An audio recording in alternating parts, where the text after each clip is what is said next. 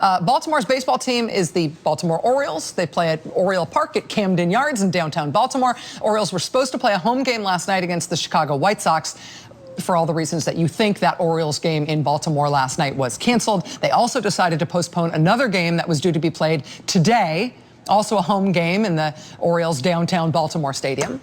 But in addition to that game yesterday and that game that was scheduled for today, they also have another home game scheduled for tomorrow, for Wednesday. And today, the Orioles announced that tomorrow's game, the Wednesday game, it will be played. They are not postponing that one. It's going to be played at home at the Orioles' home stadium in Baltimore. But that game will be, and I quote, closed to the public, which means that the Baltimore Orioles and the Chicago White Sox will be playing a professional baseball game in Baltimore tomorrow in a completely empty stadium.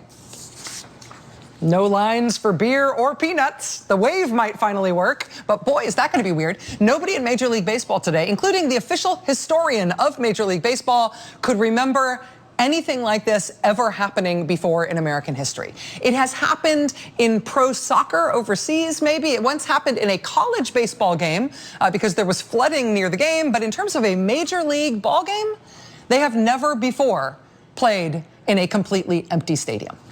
Not even the Florida Marlins have done that, although they try every year.